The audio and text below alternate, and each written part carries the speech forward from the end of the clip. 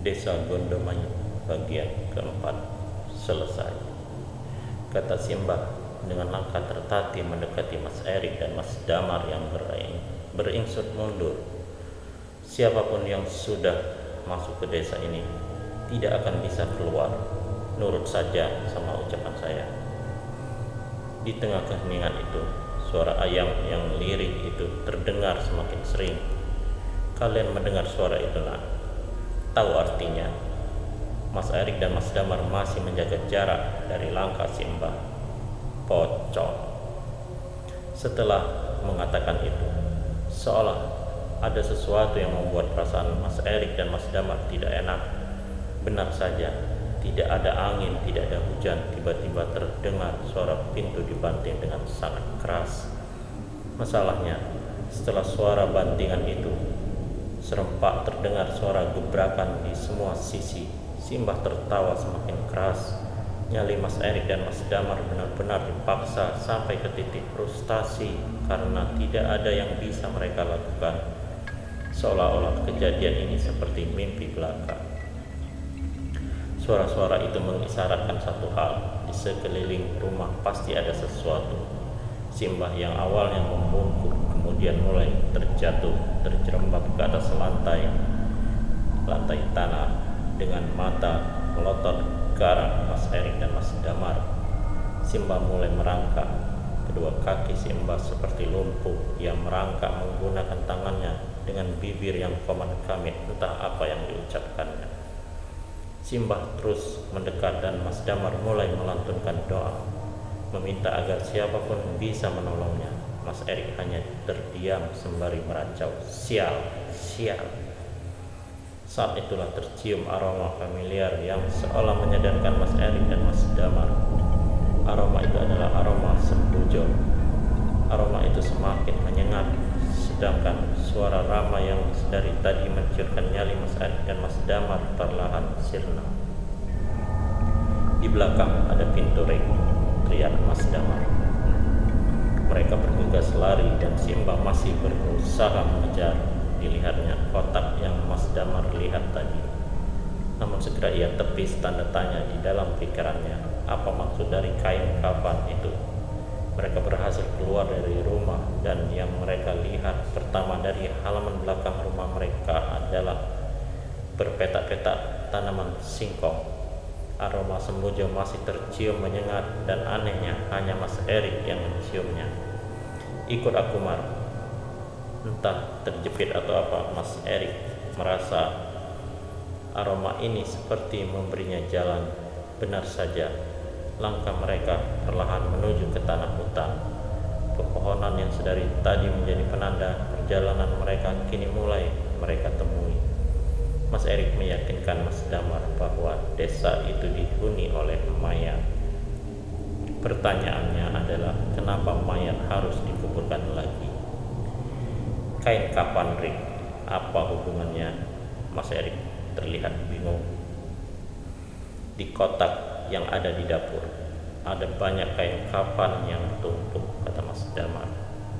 Mas Erik dan Mas Damar masih berpikir dan lalu mereka baru sadar bahwa di tempat mereka berdiri sudah banyak yang mengawasi dari balik pohon. Setelah diperhatikan lagi, mereka adalah pocong. Ada puluhan pocong yang sedang mengawasi mereka berdua. Mas Damar dan Mas Erik terdiam mematu. Mas Damarlah yang mendengar suara-suara mereka sayup-sayup bergumam. Tali pocong, tali pocong. Dengar apa tidak, Rik? Dengar apa? Tali pocong. Setelah mendengar itu, Mas Erik baru paham. Kuburan, Mar, teriak Mas Erik. Tali pocong di mayatnya. Belum ada yang dibuka. Mereka pun berlari membiarkan pocong-pocong itu terbang mengikuti mereka. Kuburannya di mana? Di sana. Di tengah gelapnya hutan, Mas Damar dan Mas Erik tidak berhenti berlari. Manusia normal mana yang tidak ketakutan diikuti hampir selusin atau lebih kain kafan sembari mendengar mereka mengatakan tali pocong, tali pocong. Di sepanjang perjalanan, Setelah menembus rimbun semak belukar dan naik turun di tanah menanjak, Mas Erik menunjuk sebuah gubuk. Mas Erik tahu bahwa gubuk itu adalah penanda kuburan kembar itu. Kenapa disebut kuburan kembar? Rupanya ada dua pemakaman yang sejajar dan hanya terpisah oleh pagar bambu. Pasak yang digunakan untuk setiap makam pun hanya menggunakan pasak kayu yang kebanyakan sudah lapuk, tanpa ada penanda siapa saja yang dimakamkan di sana. Di sini keanehan terjadi. Pocong yang sedari tadi terbang di atas mereka, tidak ada satupun yang terlihat lagi. Mereka lenyap begitu saja. Meski begitu, suara ayam yang pernah mereka dengar dari jarak yang jauh kini terdengar sangat dekat. Dekat sekali sampai Mas Erik berasumsi bahwa suara ayam itu kemungkinan berasal dari pemakaman ini. Masalahnya adalah di mana ayam itu berada. Mas Erik, Mas Damar kini bisa mencium aroma sembujo yang tadinya hanya tercium di hidung Mas Erik. Wangi, kata Mas Damar sembari melihat ke sana kemari. Mas Erik menunjuk sesuatu, yaitu sebuah gundukan tanah tempat pemakaman yang pernah Mas Erik lihat sebelumnya. Di situ tempat mayat bocah tersebut dikuburkan. Semakin dekat suara ayam terdengar semakin jelas. Benar saja dari jauh terlihat seseorang sedang menggaruk-garuk tanah. Di sekitarnya banyak dikelilingi ayam berwarna hitam lega. Ayam cemani, kata Mas Erik. Mereka melihat dari jauh apa yang sosok asing itu lakukan. Siap, teriak Mas Erik saat sosok itu melihatnya. Itu kan si Mbah, kata Mas Erik. Mas Erik langsung lari meninggalkan Mas Damar yang baru saja sadar bahwa yang dikatakan Mas Erik benar. Si Mbah yang sedari tadi tersaruk-saruk lalu mengejar mereka. Di tengah kepanikan itulah aroma sembujo yang misterius itu tercium lagi, tapi aromanya lebih kuat dan mereka berdua bisa menciumnya sangat jelas. Siap, ada apa sih dengan hutan ini? Disitulah, entah karena kepepet atau apa, mereka malah mendekat ke sumber aroma sembujo itu, yang padahal mereka berdua tahu bahwa itu adalah aroma dari Wanggul. Setidaknya aroma itu membawa mereka ke jalanan yang tidak asing lagi. Mas Damar yang mengikuti Mas Erik dari belakang hanya mendengar suara meraung yang keras sekali seperti suara macan. Tanpa mempedulikan apapun, tiba-tiba mereka sudah sampai di tempat yang mereka cari selama ini, yaitu mereka sudah berada di pos 2. Di sana mereka bisa melihat pagar besi cagar satwa. Dengan keringat dingin mereka mendekat. Ada sumber cahaya di dalam pos itu. Mereka berdua lalu menggedor pintu pos. Lalu keluarlah seorang pemuda setengah baya. Pemuda itu memandang mereka dengan tatapan curiga. Sampean yang ninggalin KTP di pos 1 ya? Tanya pemuda itu. Mereka pun mengangguk. Saat itu juga sang petugas mengatakan bahwa sudah 2 hari tim SAR melakukan pencarian terhadap mereka berdua karena diduga hilang di dalam hutan. Bodoh. Kalau mau naik ke gunung Penanggungan, kenapa lewat sini? Kan bisa lewat Mojokerto. Sudah 2 jam mereka diceramai oleh pemuda Parubaya itu. Wajahnya tampak sangar seperti sudah lama menahan luapan amarah. Mas Erik dan Mas Damar hanya diam mengangguk. Mereka pasrah, bingung, dan tidak tahu harus mengatakan apa. Setelah beberapa saat, terdengar suara motor mendekat. Sosok yang naik motor tersebut adalah seorang pria yang mungkin 10 tahun lebih tua. Ia hanya mengenakan kaos dengan sarung dililitkan di tubuhnya. Wajahnya tidak kalah sangar. Ia menatap Mas Erik dan Mas Damar. Kalimat pertama yang diucapkan bukan luapan amarah seperti penjaga di pos 2. Tapi hanya pertanyaan yang membuat Mas Damar dan Mas Erik terdiam lama. Masih hidup ya kalian-kalian ini? Ia meneguk kopi di meja, kemudian duduk bersila di depan mereka. Sudah, ceritakan saja. Kemana kalian selama 2 hari ini? Pak, kata Mas Damar, ada desa ya Pak di sini. Terlihat 2 penjaga itu saling melihat satu sama lain. Ada, kata si bapak. Si bapak terdiam lama, namun penjaga yang lebih muda tampak bingung sembari bertanya, di mana ada desa Pak? Kalau di sini villa banyak Pak. Sembari menghisap rokok, wajah si bapak tampak tegang. Apa benar kalian cuma berdua saja waktu mendaki di sini? Mas Erik dan Mas Damar mengangguk secara bersamaan. Syukur, kata si bapak.